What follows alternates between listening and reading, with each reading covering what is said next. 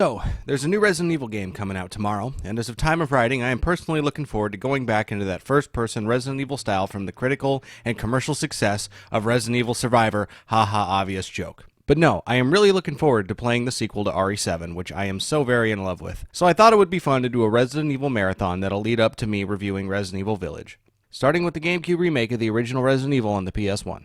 I'm choosing to start here both because of the whole first thing and also because the GameCube remake of this game will be vindicated by history as the significantly more important one. Yeah, I know, you may not like to hear that, but it's true. The original Resident Evil came out in 1996, and after all this time it holds up poorly like everything else that came out in 1996. Except, of course, of Super Mario 64, which is perfect, and any word to the contrary results in the gulag. Still, it has a lot of charm, and this is keeping in mind that 1996 was a year that gamers were apparently so desperate that there was a great portion of them that not only bought and played Myst, but were anxiously awaiting its sequel. It's understandable why Resident Evil blew off some dicks.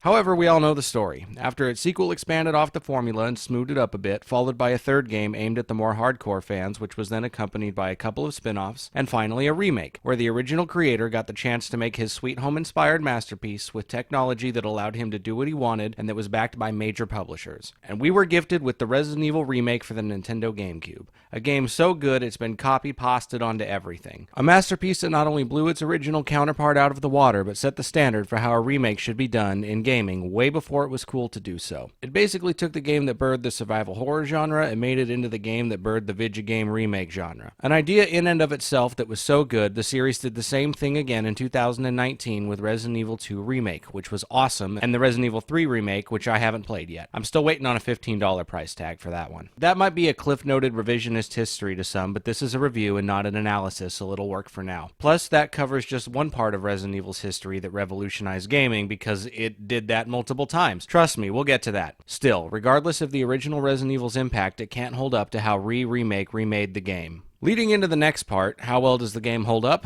Well, it holds up pretty well, not surprisingly enough. Graphically, we're talking a console game from 2002, and a game that's going to be 20 years old next year, and it still holds up when being played on the original hardware. Yeah, the character models are dated, but between the lighting and shading and camera angles, this game feels so perfectly directed. The atmosphere it creates is so genuinely well crafted that it's almost mind-blowing. They made a remaster of this game back in 2015, and the original remake can still hold up visually against it. At least to me.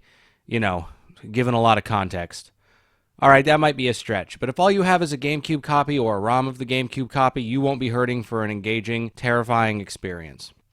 While the tank control concept does seem a bit outdated now, seeing as how the new Resident Evil games, RE7 and RE2 make in particular, have been able to be horrifying without relying on a control scheme to add tension, I still enjoy the fact that it takes me a moment to remember everything about the controls when I replay it, and how by the end of the game I've gotten it tightened up enough to feel rewarded. It's nice.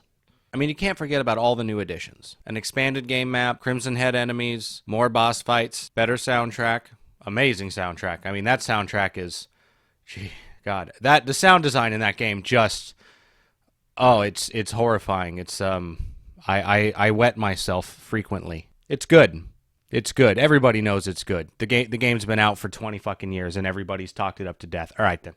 For the sake of brevity, I'm going to assume we all know why this game is good by now, considering its legacy and all, and I would like to take a look back at that other Resident Evil game that I was trashing on just a couple seconds ago, because it occurred to me that it had been well over a decade since the last time I had actually tried Resident Evil Director's Cut for the PS1, and so for the sake of my own entertainment, since nobody else watches these videos, I decided to give it a go to see if anything new came to mind. And no, not really anything new per se, but I was definitely reminded why I used to play the shit out of this game late at night on a PSP where the old folks thought I was asleep. Granted, I used to wuss out and go back to playing Killzone Liberation because I was kind of a Sally, but it picks up and plays well, and it also isn't a bad time if you're looking for some easy-to-access PS1 nostalgia. If anything, I got to hear the Jill Sandwich line again, and I enjoyed the soundtrack a lot better than I remember from when I used to play this thing. Maybe it wasn't the director's cut that I used to have on my PSP, then I could have sworn the soundtrack drove me nuts. Let me just do a quick search here, and... Nope, it was the director's cut. Later, Nick!